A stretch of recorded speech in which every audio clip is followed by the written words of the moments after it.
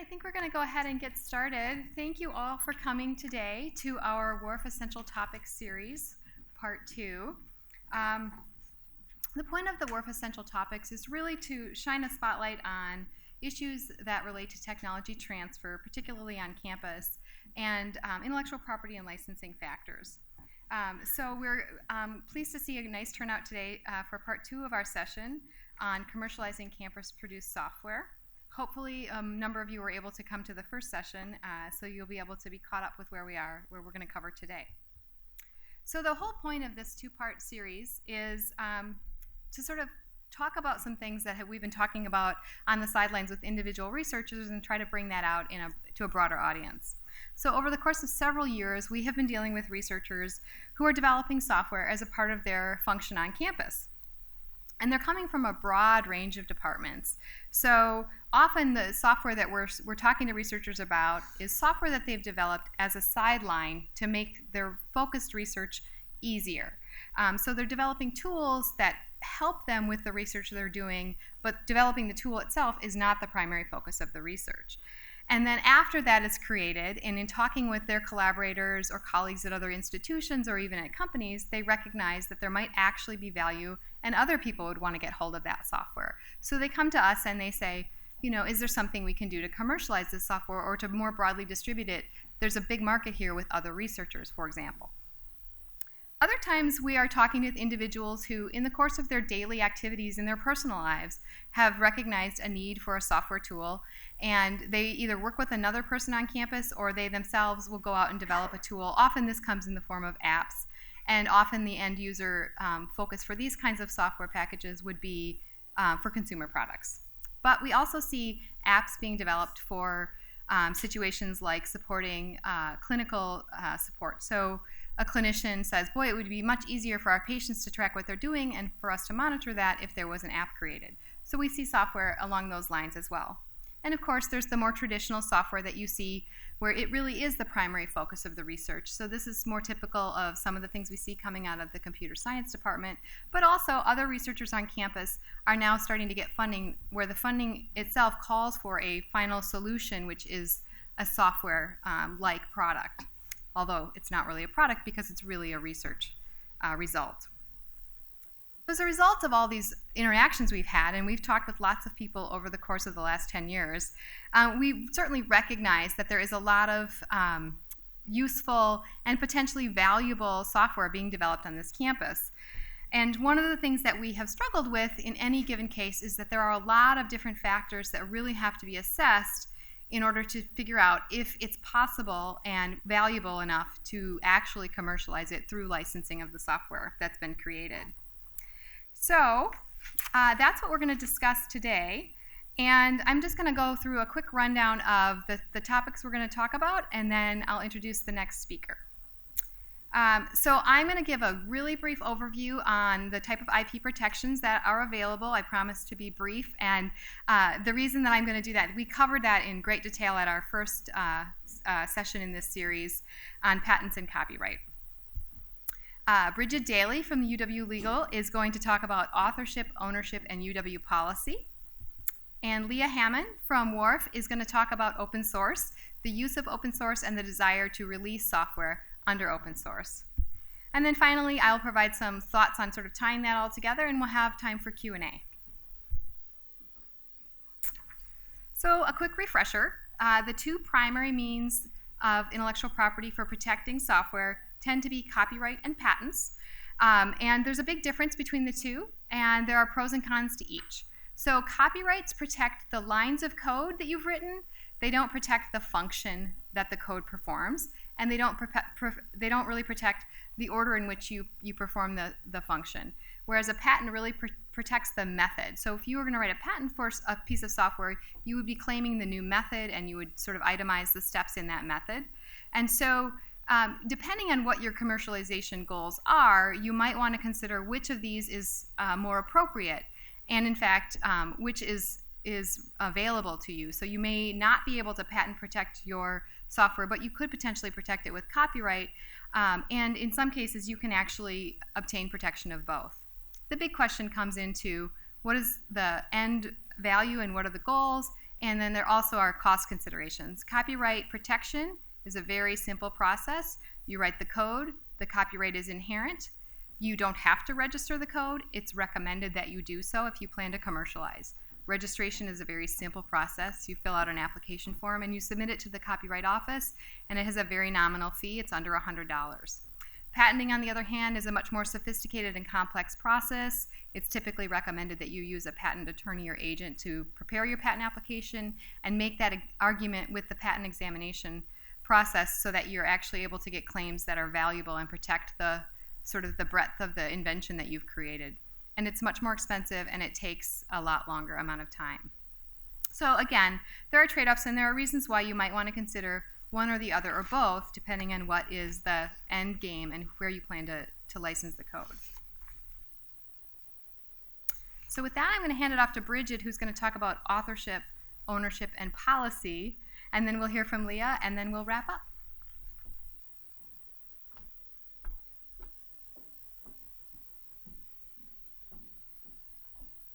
Thanks, Stephanie. So I'm going to just dive right in here and go sort of starting from the fundamentals, but I will do these briefly. So basically, copyright protects the expression of an idea and not the idea itself. And generally, the author under copyright law is the person who wrote down the idea or sculpted it or painted it or coded it, etc., not as distinguished from the idea. And in copyright, the author is generally the copyright holder. The author who created the work is generally the copyright holder. So this is a pretty important concept because, I can have an idea for an amazing metro bus tracker that is more accurate and decreases the amount of time I need to wait in the cold. But if I don't actually code that and I just tell somebody about it and somebody else makes the software, I don't have the copyright interest in it because I didn't actually do any of the work. I just had this general idea. An exception to the idea of the actual coder being the author is the work for hire doctrine in copyright law, and this is part of federal law. And under the work for hire doctrine, an employee who creates software in the course and scope of their employment is not considered the author and therefore the owner, it's the employer. This is also true in the case of commissioned works. So this is what happens in the I believe in most private companies in the software industry. So a company, all of the employees create the work, the company owns the copyright to that work, and so if there's a commercial interest in the work, they can move pretty nimbly to get it out there because they're not needing to clear rights with a lot of other people who might have them. At the UW, though, and at a lot of universities, we both do and do not employ the work for hire doctrine. And that makes us very different from the private sector and can present unique challenges that can be very frustrating, I think, at times for researchers when there's a desire to get something out into the private sector or anywhere quickly. So the UW policy on software copyright ownership is a UW system policy. It's called the Policy on Computer Software Ownership, G10, last revised in 1985, in case anyone was curious. And under that policy, the general presumption is that ownership depends on the conditions in which the work is developed. So it's not a case of the UW always owning everything or the creator always owning anything. It really depends. The sort of basic situation would be in which a faculty member is doing their research, they create the software.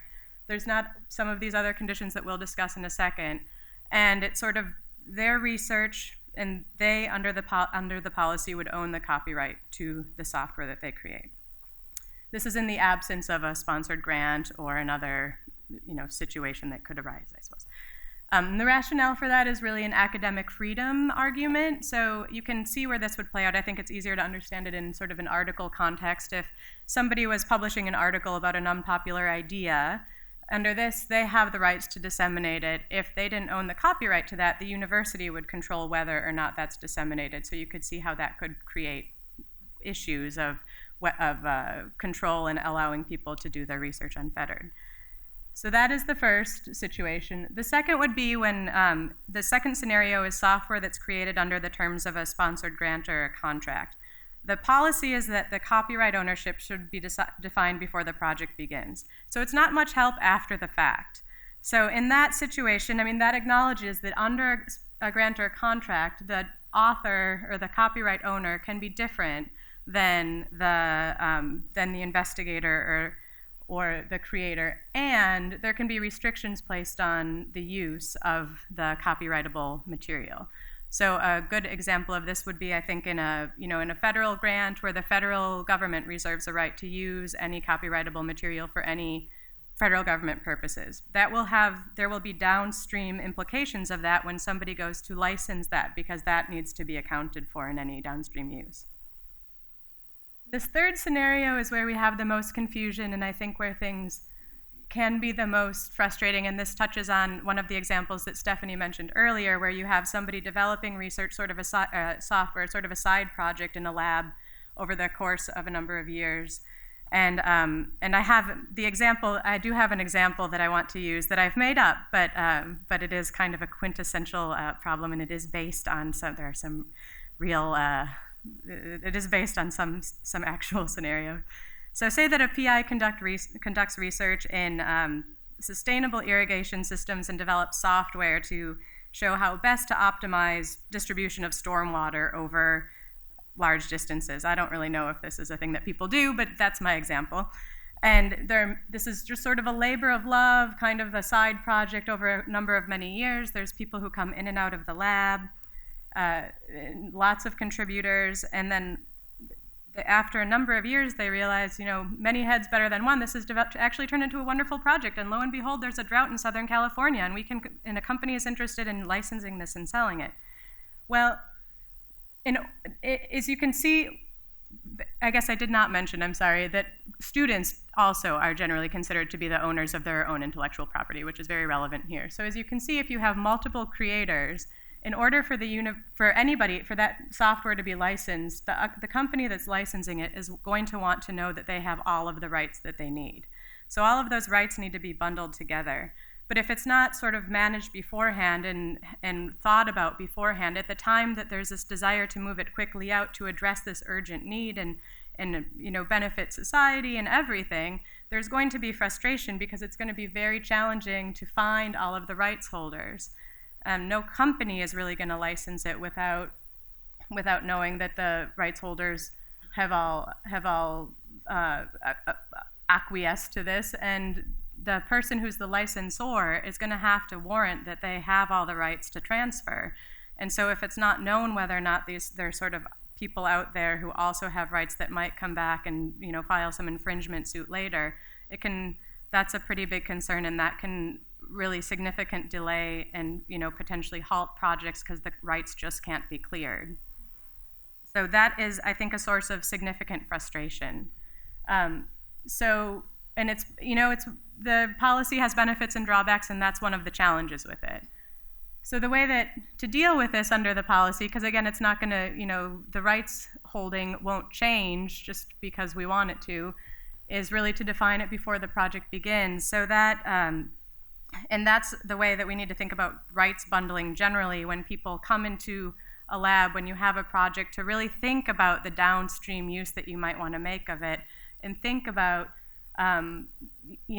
who the contributors are, what type of things people are going to be contributing, and then work with your research dean or with our office or both to try to figure out how to manage this up front, whether it's letting people know that there's some sort of an expectation that the rights will be assigned to the university to release it in some way or some other mechanism, but just to try to think about it beforehand so that it could be managed, so at the time there is a desire to release it, at least we know who the rights holders are, and so we can go back to them. Or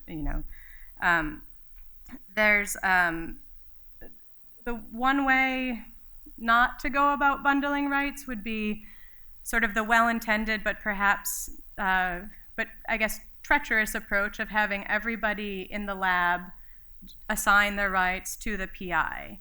That creates pretty significant problems because even in an open source context, the dynamic there is that you have a PI getting property rights from students and other subordinates. And so that's an area to avoid. And then sometimes, the university can help by having rights assigned to us. There's other options, but that's one not to pursue. There's also issues with personal gain from the university position that can arise from that. So that is so that's sort of the quintessential example of, I think, a very frustrating scenario that people face and are surprised by how difficult this is. The fourth scenario under the policy is software development by an employee hired for that purpose.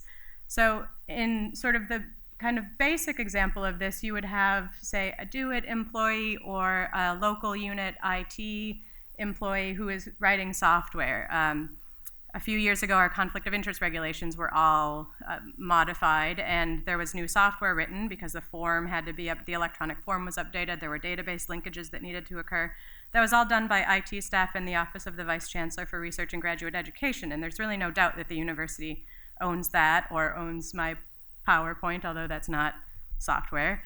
But where there can be challenges in interpreting this when it's not exactly clear whether that was what a person was hired to do. And this happens more in the research context. If somebody was hired to write the code or not, and it's just not clear. So that can also create issues, and that's more challenging in cases of multiple contributors.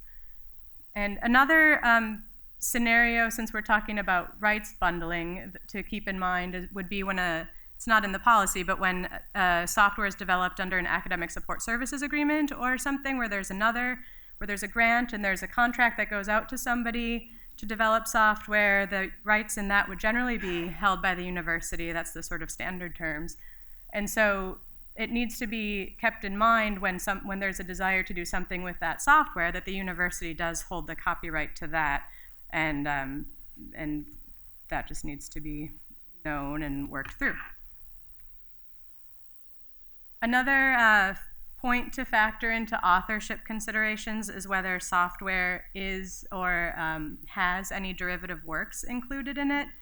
So derivative works under copyright law a derivative work is a work based upon one or more pre-existing works, such as translation, some other things, or any other form in which a work may be recast. And under copyright law, the copyright holder of that original work has the right to create derivative works and to authorize others to do so.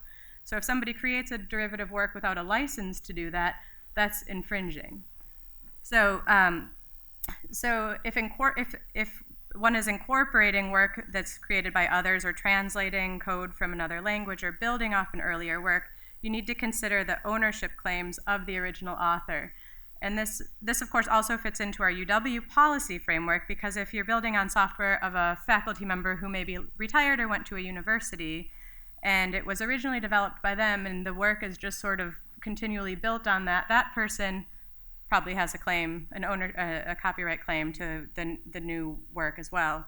So that is also a consideration, and that's important to factor in anytime another work is incorporated, as a license agreement under which the original work might have been used might also contain terms that would restrict or dictate how the future derivative could be used.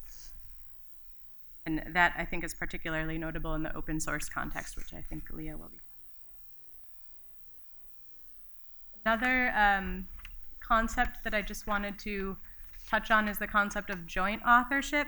So under copyright law, if there are joint authors, each joint author has an independent right to copy, distribute, prepare derivative works, and exercise the rights of copyright without seeking permission of co-owners. And it doesn't really matter how much is contributed, although there has to be a line somewhere. If you write one letter, I mean, I don't know exactly where the line is, but it's not doesn't have to be half and half is the point. No exclusive rights can be granted to a third party unless all of the co-owners consent. And there is a duty, if one does, exploit a work, to account for profits to the co-owner. So those are the rights that go with being a joint work, and I haven't explained what a joint work is because I think it's easier to do that afterwards. A joint work is a work prepared by two or more authors with the intention that their contributions be merged into inseparable or interdependent parts of a unitary whole. So the main elements here are intent and contribution of independently copyrightable material. If I have the idea for a play but I'm not a playwright, I can't be a co-author of the play because I don't have any copyrightable work in it. And most of the litigation in this area focuses on intent. If there is no joint work, if it's not determined that the person had the intent to create a joint work, then each person has the right in their own contribution, but neither has the rights to the whole without permission of the other. So then, obviously, that's a very different situation, and you don't really want to use it without knowing that everybody's on the same page, because that would be an unfortunate thing to happen right down the line when you realize that there's some sort of suit, because an infringement suit, because somebody thinks they didn't create a joint work and you're using theirs without permission. The other implication of this is that I think it also illustrates why it's important for everybody who's working together to create software to be on the same page, because if you have a lab and you have a plan that you're going to maybe create some software, and the idea is ultimately, assign it to WARF, have WARF license it out, but there's one person who thinks, I'm going to release this open source. All of a sudden, that I think changes this whole potential and the whole arrangement, because it's already out there. The commercially exclusive license that maybe one had in mind is no longer an option. So that's another reason for just making sure that everybody is on the same page at the time that a project is being started. Although I realize that these suggestions are difficult, because a lot of times in the course of research, you don't know when a project is started, and you don't know who all the contributors are, because everybody's researchers, and this is research, and this is not a private industry just planning something to go out. So I understand that, and that is a source of that's a challenging issue, and I don't really know quite how to resolve it under the policies that we have, but we do the best we can when people are trying to license something out or release it open source to find a way to make that happen.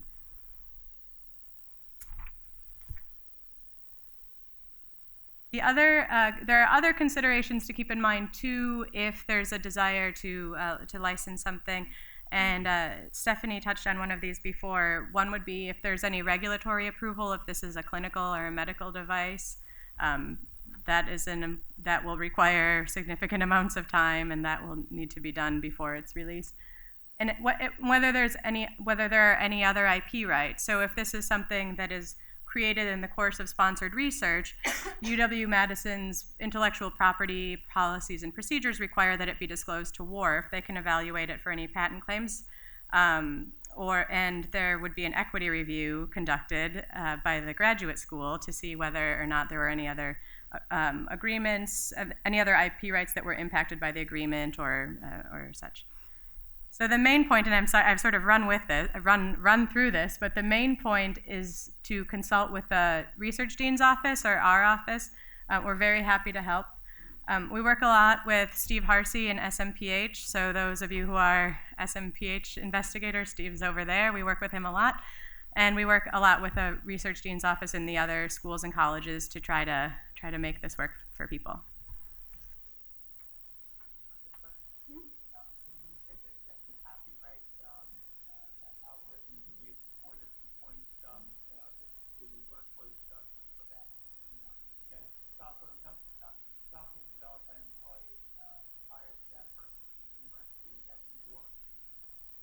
Well, I wouldn't say necessarily, because software developed by an employee hired to create software for the university would be owned by the Board of Regents. And if the university wanted to ask WARF to handle it, because WARF has sort of the ability to do so, WARF could take it. Well, in what context? For so one wants to use that software,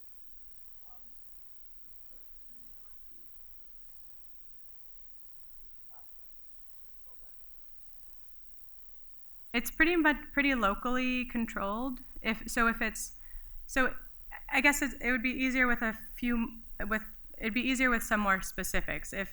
If somebody wants to use software that what type of software, I guess, or software that does what? Because there's a broad variety of software that would be owned by the university. Someone hires a employee to write software specifically for academic purpose, and the faculty member wants to commercialize that software. According to this, the university has to copyright. Yeah, that's a great question, and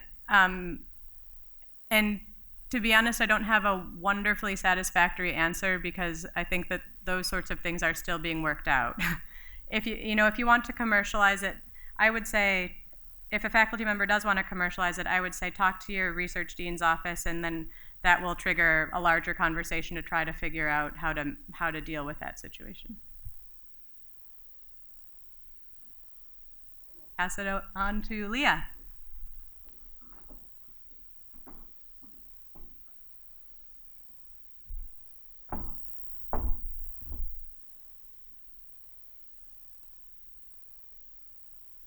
So another simple area to address is open source software, especially in academia. Understanding some of the basic concepts prior to possibly using code, or even if you've already incorporated it and are looking at releasing it, can potentially help you think about next steps, either in your academic research or if it's something that you're working on personally. So this is the definition of open source software as defined by the Open Source Initiative, which is a group that's helping steward the non-proprietary software movement. There's a few words highlighted in their definition that I want to call attention to. And why is that?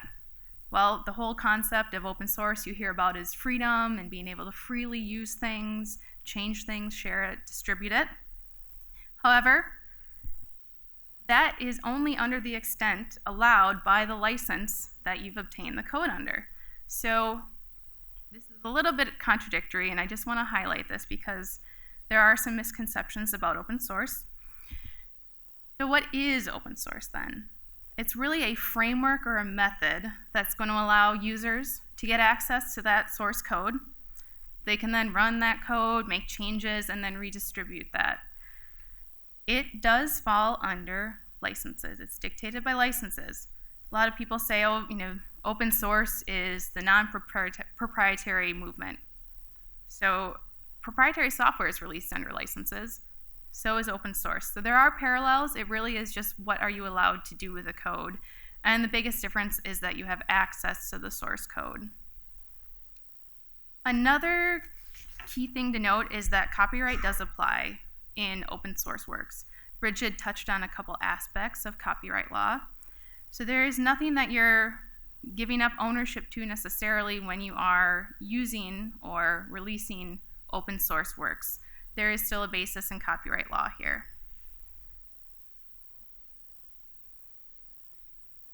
So what is open source and what isn't open source? I think it's important to clarify there's a few distinctions. Open source is not equivalent to putting your work into the public domain. Some people think that, oh, I'm putting it out there open source, everyone can use it. There are differences between what public domain means and putting it out under an open source framework or some sort of license. It's not the same as dedicating your work to the public. In those circumstances, you're usually giving up your ownership or your rights under copyright law. Also, there's a distinction between open source licenses. Some people may say, oh, it's open source. Well, what license did you get it under? I've only listed a few here, but what these licenses are varying degrees of permissiveness or restrictions that allow you to either do a lot with the code that you get, or they may restrict what you can do with that code. Each of these have separate articles, separate terms. It's important to note that if someone comes to me and says, oh yes, I have some code and I want to do something with it. Oh, and I incorporated some open source code that I obtained under a BSD license. My response to what they may be able to do commercially would be very different if they said, I've incorporated some code from a GPL license. So there's a distinction, and it's helpful to know before you actually go ahead and download anything or incorporate any code what those say generally. Some are 1 page long and some are several pages long. Also, there are different versions of these open source licenses. So there may be an older version that doesn't have an entire clause, and the most recent version may have something that plugged a hole. So it's important to note not only what license you're obtaining it under, but what version of the license as well. There are some that may be approved by different groups and some that may not be approved by different groups. Some advocate one or they advocate a different type of license. So there's a lot of information out there. Open source is not a end-all be-all, and it's not just a one-size-fits-all. And as I noted on the first slide, freedom and liberty, being able to freely use things, does not necessarily mean free. There are limitations that the licenses that you're obtaining the code under impose, or obligations that you will be bound by agreeing to the license. So if you want to use code, understand that you might not just be able to do whatever you would like with it if it's obtained under an open source license with terms in it that may mean that you have to release them under certain licenses, or you may have to give attributions to the sources of the code that you obtained. Also, open source code or software can be purchased and it can be sold. So free does not equate to the cost or the price of the software itself. It's not one of the requirements to be open source, although a lot of it is something that you can download for free off of the internet. Knowing what it is and it isn't, what are some practical things to consider then when you are looking at moving towards an open source framework for your project? The first would be to think about what your motivation is. So are you looking to go the open source route because the project or the platform you're working on is a open source community and there's not really another way to contribute to the project without using open source code or pulling some in and modifying it and releasing it under that same license? There may be a flip side where you're just kind of learning how to code, you want a shortcut. It might save time, it might save money, it might just lead to a faster research result.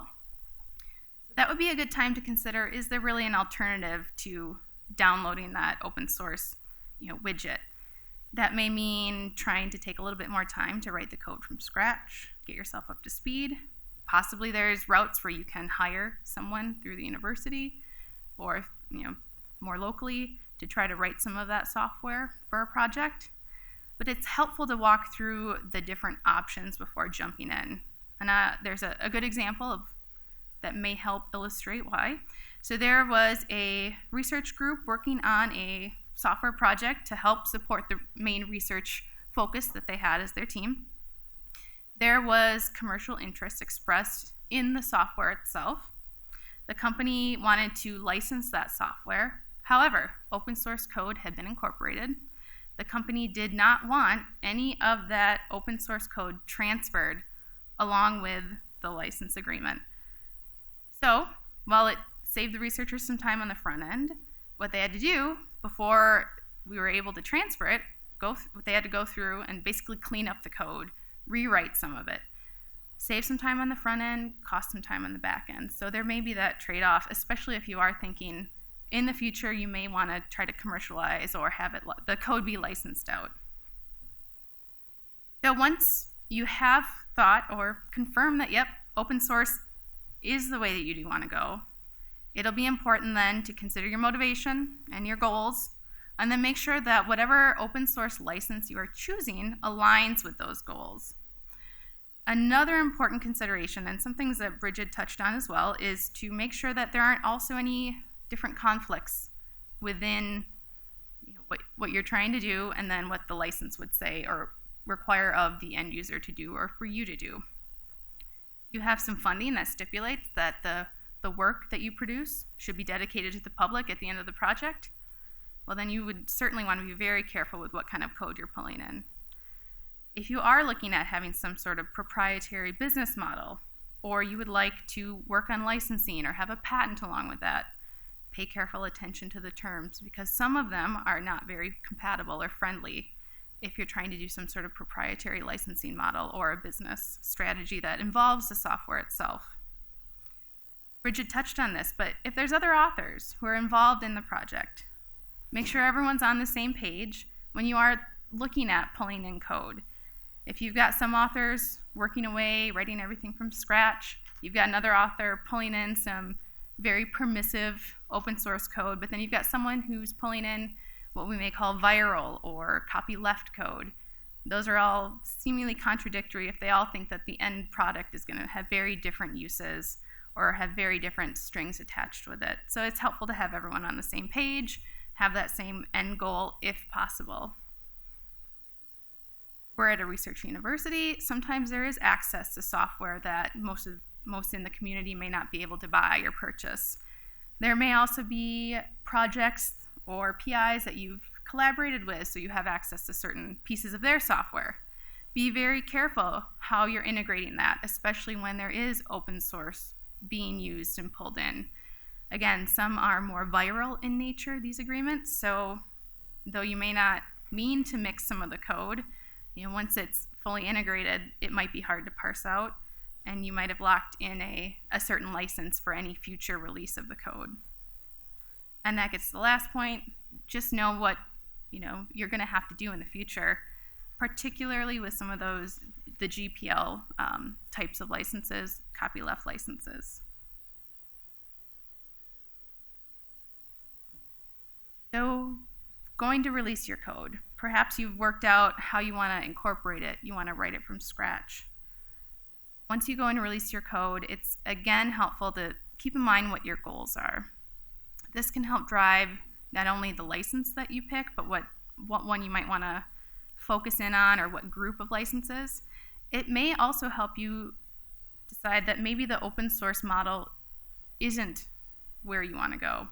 If your goal is to get it out to the research community, maybe there's an accepted open source license that everyone uses in your area. If the goal is to get industry input and to have them try it out, maybe they would be more interested in working directly with the author or the owner, or trying to license it through the university or through WARF. If it's something you just want to put out to the public, do you really want to put it open source, or is it something you'd rather put into the public domain? And again, if there's something that you're interested in specifically targeting, as in, I have this great piece of software and I'd like to get it out to other academics, possibly that's something that the university or WARF could help with. Once you have kind of firmed up your goals or you have an idea of which license you'd like to use, coming back to what Stephanie and Bridget have touched on, make sure that you actually have the right to release the software itself. So that touches on the ownership issue. If someone else actually wrote the code, someone in the lab wrote the code, you're the PI, the ownership may vest with the author. As Bridget touched on, there are also varying degrees or considerations that may mean that the author doesn't own it, but it's important just to know, whose code is going out and do you have the right to release it. There's also the question of, have you assigned it to another entity? If WARF has a technology that we've accepted for copyright or for patenting, that might be something that we would then be, we would own it, so we would be the ones that would control it. There's also the idea of joint works. Just be careful, is there multiple authors? Bridget touched on some of the issues that could come up later down the line. Also third-party code. Again, you don't want to release, especially commercially, later on, code that you put out that is not your own or is possibly a collaborator's at another institution, or something that should never have gone out, was supposed to be kept within the lab. So it's all good things to think about, making sure that you've got nice clean code. Also, commercialization limitations. If that is one of your end goals or something that you'd be interested in at the end of the project, know that some licenses are much more amenable to trying to go to a proprietary model after going open source. So those are maybe the more permissive licenses. At the same time, be aware that if you do release your code under something that's very permissive, others can also take that and use that and build a business around it. So there's pros and cons, and it really would depend on what is your end goal, how much work do you want to see done with it, how do you want others to be able to exploit the software that you've created. So now Stephanie's going to close up with some final comments.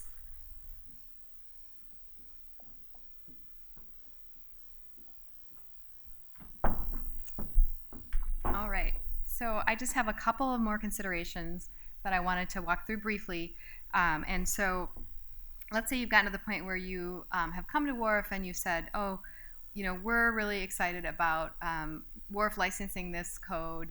All of the authors have agreed and we've worked out all the issues, and we want WARF to license this code to this company who's going to then make it available more broadly and return some royalties.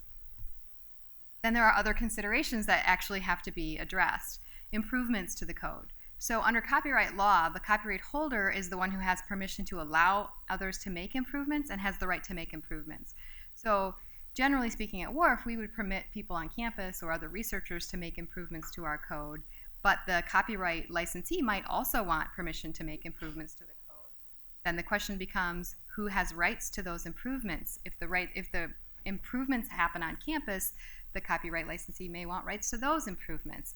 Or if the improvements are made at the company, the university research lab might say, well, we want to be able to access the improvements that the company makes. So these are things that have to be figured out, and they're not always very straightforward. In addition, in scenarios where the lab says, we have a relatively modest number of users who want this, but they're willing to pay a little bit for it, we just want to make it available to other researchers at a small fee, then the question becomes, who's going to be in charge of supporting that software once it's been released? Because typically when people download software where they've paid a fee, they expect that there will be some support. And again, there are issues with compatibility upgrades as the operating systems are upgraded. And then finally, there is this question when we're talking about particularly commercial licensing. What is sort of the cost benefit to the end licensee? Is it worth it for them to take a license to get your code, or is it easier to just write new code? And at the end of the day, we sometimes will see that if the cost is too high for licensing, and not just in terms of dollars, but in terms of obligations and those sorts of things, sometimes the licensee will say, you know what, I can just hire a programmer and in 3 months have written code that does essentially the same thing. Now, if we have a patent that covers the method in addition to the code, there would be some different negotiations going on there. But this is another big factor at the end of the day is, does the cost of licensing the existing code, is it a reasonable balance between that and just writing new code? So in summary, there are a lot of different factors, as you can tell, that go into our assessment or your own personal assessment about commercializing code that you may have created on campus. You need to figure out whether there are barriers to commercializing the code, or if these are barriers that you can actually slowly work your way through and overcome. And if you're successful in getting through all of those barriers and you can open the door to commercializing your code, then you may have some value that you can bring back for the code that you created on campus. So with that, I am going to invite Bridget and Leah up to the podium, and we're going to take questions.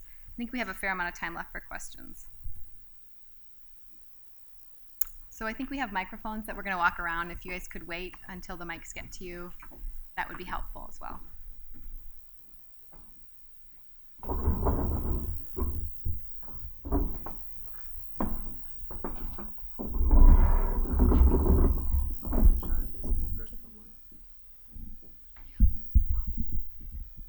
I have a question that starts out when you're thinking of an application, you have an idea for it. You haven't written any code. You're just at that stage. Are there ways to try to protect that idea in terms of the concept and so on? So it's possible that the concept of what you have in mind could be protected with a patent, but that is a very specific assessment and is going to be very case by case. Copyright itself is not created until you actually fix the work in a tangible form, so until the code is written. So generally speaking, if you just have an idea, unless you can describe the idea in sufficient detail that would support patentability and overcome all the other requirements for patenting, there's not really a way to protect that kind of IP. Thank you.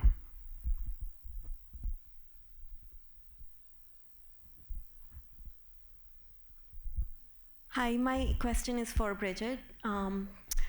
You mentioned that when you have federal funding and trying to develop software, you have to think ahead of time, which is almost always not possible. when you get the money, before you get the money, you're not developing anything, and when you get the money, you're focused on getting the work done. So you hardly think about copyright. So how do you balance that? Yeah, no, that's a good point, and I do want to emphasize that that's the policy, is that it should be defined before the project begins. In practice, that never happens for the reason you're describing. So if there is software developed and after the fact it's determined that there's a desire to release it open source or otherwise license it. I mean, if the potential rights holders are able to be identified, then that's a different story, and that can be done. I mean, either if it's federal funding, then it would be disclosed, and there could be sort of an equity review process for patent and copyright. So it's not to say that you have to always figure it out beforehand. The goal is to help avoid the very frustrating situation for researchers where not everybody can be identified and it's impossible to clear the rights. I'm interested in Creative Commons licenses where the people who are the creators have at least some control, or at least try to maintain some control about how their products are utilized. Have you had some experience with them? Well, I can just make a comment that in regards to software code, the Creative Commons licenses do not apply. So that is something to consider. You would probably be looking at Creative Commons for more of the traditional works, books, things like that. It's so funny. I said to Leah, I'm like, somebody's going to ask us, well, which open source license do you recommend? Yeah, it would be nice if there was something very analogous to the Creative Commons for software. I haven't seen it. Yeah, we haven't seen anything. That's where it may be more of a custom type of agreement that you may have to look at if you want only academics to use it and no commercial use, or stipulate something more specific than what's in the open source licenses. One more question about apps. If you've had any experience, I've got some students who would like to commercialize apps that they've written, sell them on those freely available channels, but for a pittance. But I'm just wondering if you've had some experiences that you can relate with the whole apps world.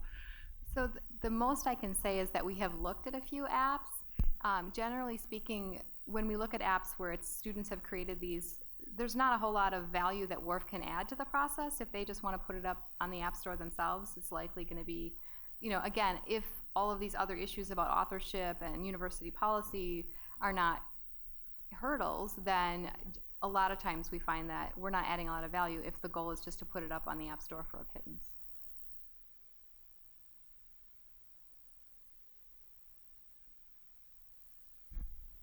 In open source, is it possible to limit the application as an open source product? In other words, it's open source for one application, but then the distribution of the software is not permitted for other applications? It would really depend on each license. So most of the open source licenses you cannot modify. So it really is if there's an existing license that does address that. I am not aware of any that have an application carve-out. So that would be something to consider if you're looking at trying to carve something out. Is it possible to maybe, it would depend what kind of open source license. If you incorporated code under an open source license, you still could then try to carve it out and create something custom, depending on if it was a copyleft or not type of license. Any other questions?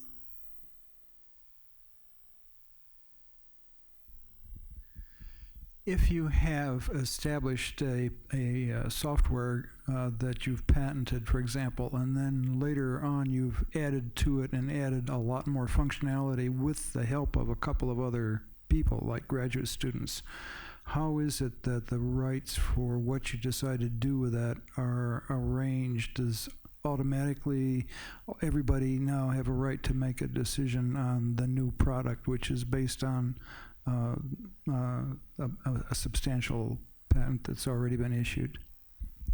So that's a fairly complicated question with a very complicated answer that is going to depend on the facts. But if I understand the question, you have created a software package, and then maybe WARF has filed a patent that covers the function of that, of what that code does. If we were to license the patent, we would be licensing the patent to a company and typically not providing the code to them. So they would be getting a right to make their own code that practices that invention that is claimed.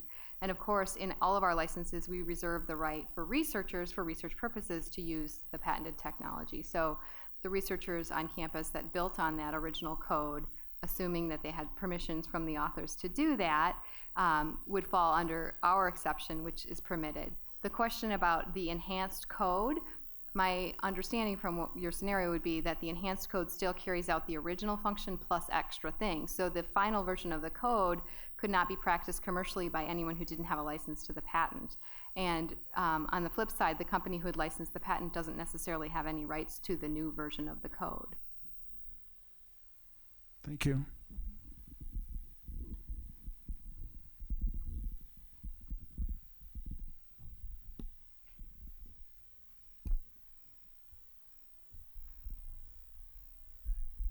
Just a question as to whether or not WARF is getting into the online education world at all. I realize that there are a number of innovations that are beginning to occur that are trespassing into this area of software and all of that, things that can be done and patents that can be accumulated.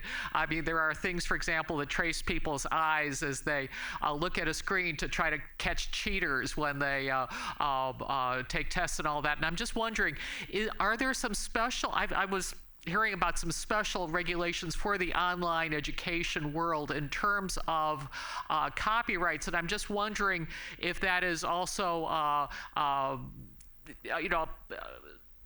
part of other intellectual property considerations as well, dealing with online education.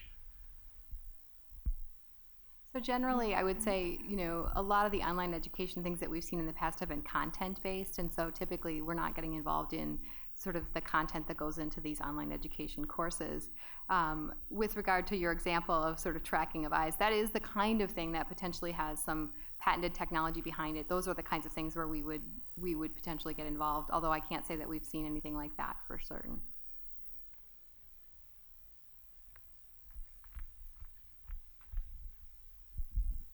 So for a scenario where a piece of software has been created by, say, an employee on campus, my understanding, based on your presentation, is that the copyright is held by the Board of Regents. And I guess my question then is, what would the process be for a copyright on a piece of software that's held by the Regents to put it into the public domain, where the copyright then would not be held anymore by the board? Is that correct? Yeah, if it's in the public domain, it's just sort of available for anyone to use, and it's not copyrighted. Yes, if it's created by somebody who's hired for that to do that, then it would be held by the Board of Regents. The process for sort of either releasing something, not in the software context, there are, some Board of Regents copyrightable materials that are released with Creative Commons licenses. And that's sort of a decision that's made, in the unit sort of dean's level, and it's just, I guess, would be that's what I was getting at when I said local control a little bit earlier. So that is a decision that would be made at that level.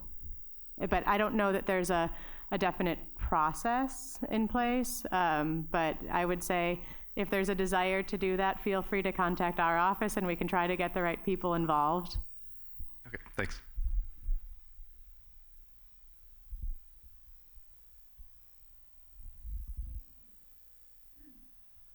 Say if some private companies are interested in licensing the commercialized licensed softwares, how do they find out what do you have?